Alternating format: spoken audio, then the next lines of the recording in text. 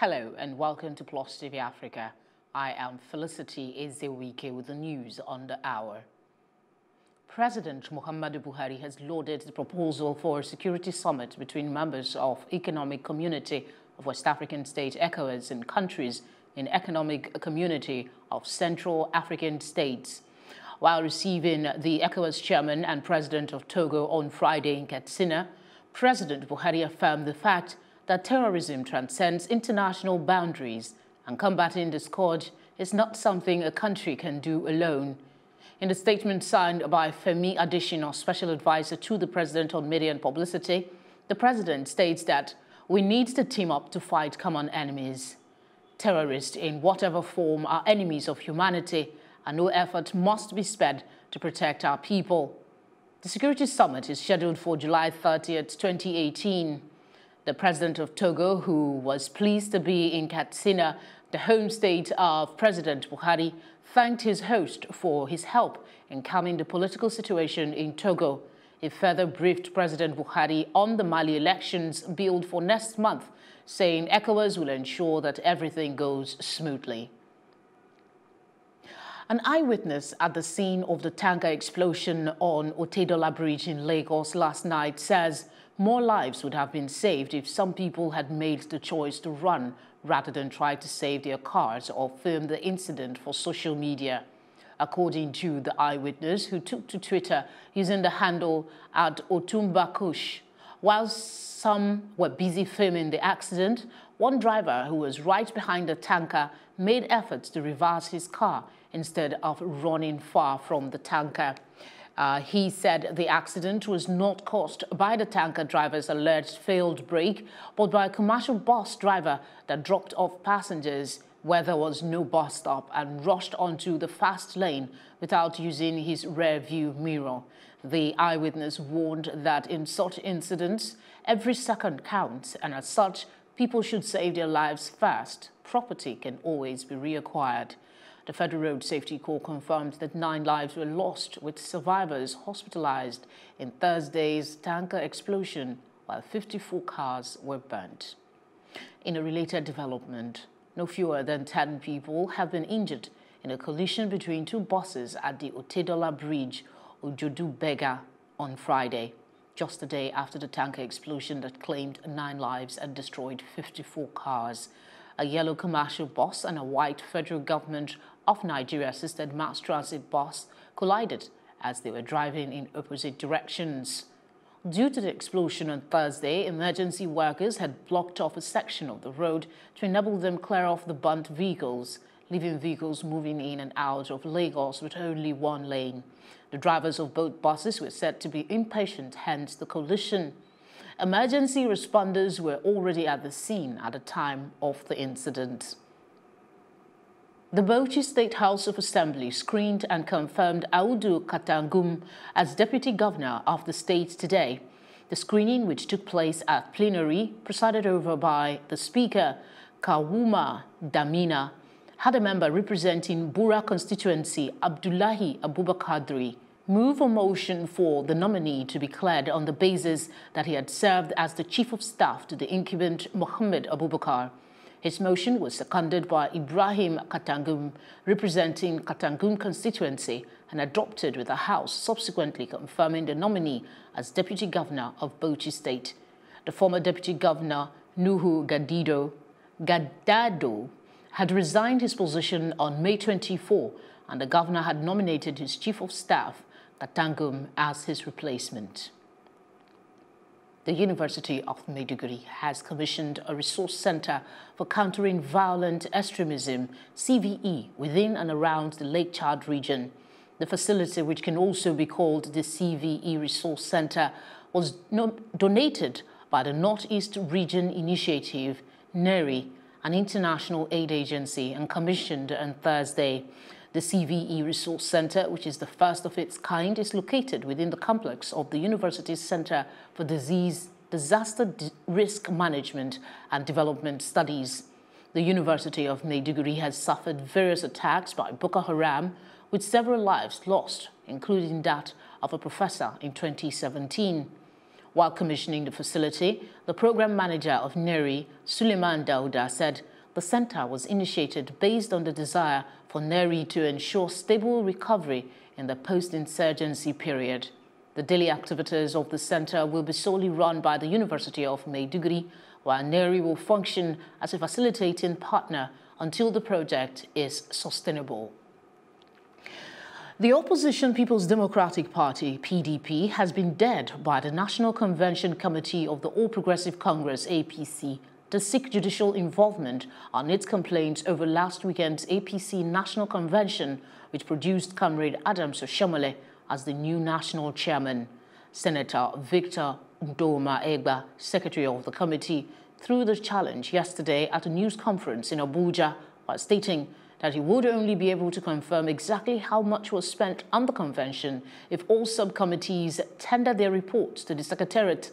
The senator stated that this was because monies were not allocated to him but to the party. He further stated that the party's constitution and electoral act are clear on what should be done if a candidate for national chairmanship is announced unopposed and that every legal requirement was satisfied. According to him, Cross River and Enugu and Ebonyi State delegates were permitted to vote in spite of the fact that there were litigations against them over the results of the recently concluded congresses. Still in the news, a former director of administration in the Nigerian Air Force, Alkali Mamu, has been discharged by a high court of the Federal Capital Territory. He was in June 2016 charged by the Electoral and Financial Crimes Commission for allegedly receiving gratification of $300,000 and another sum of 5.9 million naira for the purchase of vehicles from a number of the Procurement and Planning Committee of the Ministry of Defense while on duty. He was also alleged to have received a bribe from the Society de Equipment International Nigeria Limited, a contractor with the Nigerian Air Force, an expenditure SUV and a Jaguar SF saloon valued at 15 million naira and 12 million naira respectively. Justice Garba Salisu, while delivering his judgment on Friday, said that the prosecution had failed to adhere to constitutional provisions for obtaining statements from a witness. Justice Salisu then discharged the defendant on the 4-count charge based on the failure of the prosecution to prove its case against him. And on the foreign scene, Buckingham Palace says Queen Elizabeth, who is 92 years old, is feeling unwell and as a result was unable to attend a special service on Thursday at St. Paul's Cathedral. She was represented by the Duke of Kent as Grand Master of the Order at Thursday morning service to mark the 200th anniversary of the Order of St. Michael and St. George. The Queen had earlier on Tuesday night presented 3 Nigerians, Isaac Ezirim, Hawa Ujeofo, and Kennedy Ekezie Joseph, with the Queen's Young Leaders Award at a special ceremony at Buckingham Palace, London. The Queen of England is the world's oldest and longest reigning living monarch.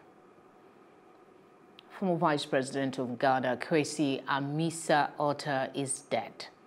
The 67-year-old collapsed in the early hours of Friday at a gym at the Air Force Base and was rushed to the 37th Military Hospital, where he died. He also served as governor of the Bank of Ghana between 2009 and 2012.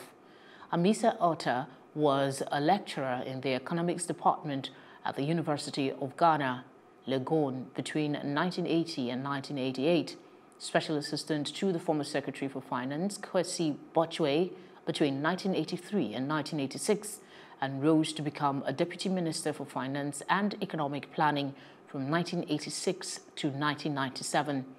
Before his political career, Amisa had lectured between 1981 and 1983 at the Department of Economics, Anambra State College of Education, Oka, Anambra State, Nigeria. He is survived by his wife, Matilda, and 2 children. And in business, during the Chartered Institute of Bankers of Nigeria, CIBN 2018 annual lecture, which held in Lagos on Friday, a once Deputy Governor of the Central Bank of Nigeria, Professor Kingsley Moghalu, spoke up for women, suggesting the establishment of a bank for women in a bid to boost women enterprise in the country. Moghalu said 46.6% of women, despite their high level of productivity, still lacked access to financial services, as he urged banks to facilitate wealth creation for women. The basis of his argument was that women were enterprising, better borrowers and loan payers compared to men. Also speaking at the lecture was Mrs. Uche Oluwu, president of the CIBN, who spoke on the report from the National Bureau of Statistics on unemployment, which rose steady to 18.8% in Q3 and in the first quarter of 2017 from 13.9% in third quarter of 2016. He suggested that banks should play a significant role in resource allocation for infrastructural development, but also commended banks for their support through micro, small and medium-sized enterprises, while also supporting MSMEs across various production sectors of the economy. The Bank of Agriculture has revealed plans to partner with the Economic and Financial Crimes Commission, EFCC, to recover anchor borrowers' loans from defaulting farmers who received funds since the farming season in 2015. The assertion was made by the BOA Managing Director Alhaji Kabiru Mohammed Adamu in an interview with journalists in Zaria, Kaduna State yesterday. And this was during the launching of loan disbursement to members of the Maize Association of Nigeria from the Northwest Geopolitical Zone. According to him, recovery agents have been appointed nationwide, and their relentless efforts at engaging farmers and getting them to repay the loans. Mohammed Adamu further stated that farmers have now gotten accustomed to repaying loans, and the bank is doing everything possible to educate farmers, as the sustainability of the program relies solely on the recovery rate. The Anchor Borrower Scheme is an initiative of the CBN to enable farmers in cooperative societies acquire loans at single-digit interest rate from the CBN to produce, package, refine and market farm produce. Minister of Finance Kemi Adeosun says there is a likelihood that the deadlock at the Federal Accounts Allocation Committee FAC meeting will delay the payment of salaries. The minister disclosed this while briefing State House correspondents on deliberations at the National Economic Council NEC meeting presided over by Vice President Yemi Osibanjo. She pointed out that the reason for the stalemate was because the figures that the Nigerian National Petroleum Corporation NNPC was proposing for remittance were unacceptable, and they felt some of the costs could not be justified. She said the council was briefed on the FAC debacle, where states resolved to wait until the reconciliation of the remittance while the NNPC is sorted before they receive their allocations. In a statement to make its position known, the NNPC said governors wanted an extra 40 billion naira. Still in business, the federal government says it will begin the disbursement of the $322 million Abacha loot recovered through conditional cash transfers, CCT. 302,000 households in 19 states are projected to benefit from this scheme that will begin in July. This was disclosed by Toko Nrumah of the National Cash Transfer Office at a roundtable meeting on asset recovery organized by the Swiss Embassy in Abuja on Thursday. According to Mr. Nrumah, the beneficiaries will receive 5,000 naira monthly. He said the program was also designed to train beneficiaries on livelihood skills, social skills, and programs that will help better their lives. Mr. Nrumah also disclosed that since December 2016, the NCTO has been making payments to 46,000 poor households across the 19 states, and added that the number had increased to 290,000. Entertainment is up next with Tokumo. And in entertainment, American singer, actress and producer Jennifer Lopez is assisting her daughter Emma to become a children's author. Emma is a twin to Jennifer's son Max, which she had with her ex-husband Mark Anthony. On Thursday, the actress took to social media to share the sensational news with her fans in a video that was filmed on their way to their first meeting with her daughter. In the video, her daughter gave a hint of the cover of the release, which seemed to be titled Lord Help Me, and accredited herself the author with the full name Emma Maribel Muniz. Jennifer Lopez, who released her own memoir, True Love, in 2014, will be suitable in assisting her daughter become an author. In her memoir, the singer expressed her heart about her 3 failed marriages and her highly published broken engagement to Ben Affleck. But J-Lo has found love again with Alex Rodriguez, retired baseball ace. They started dating early last year. American actress Sybil Shepherd has been added to the list of celebrities who will roast American actor and singer Bruce Willis on Comedy Central. The moonlighting star will get the privilege to poke fun at Bruce Willis as he becomes the punchline of jokes which is set to air on America on the 29th of July. American actor Edward Norton, comedian Kevin Pollak, and singer Joseph Gordon-Levitt will host the TV special.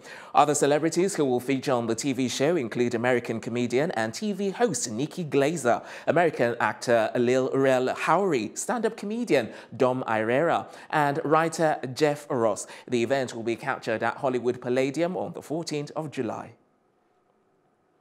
Popular American singer Keri Hilson has announced via social media that she'll be doing charity work under her Keri Hilson Foundation, which she uses to focus on the well-being of women and children worldwide. The singer also disclosed she will be performing while she's in Kenya in the month of August. The Terminal Music Weekend, which she will be performing in, will feature comical rapper Big Shaq. And that's it on entertainment.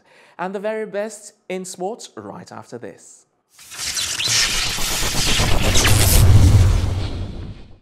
And in sports, top seed Caroline Wozniacki saved a match point to defeat Angelique Kerber to reach the final at Eastbourne for the 2nd year in a row.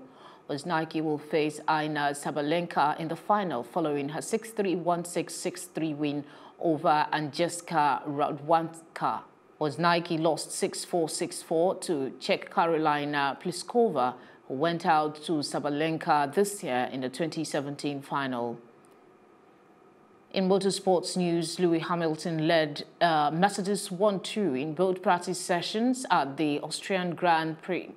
Hamilton headed teammate Valtteri Bottas by 0.176 seconds in the second session, despite setting his time on the hardest type of tire.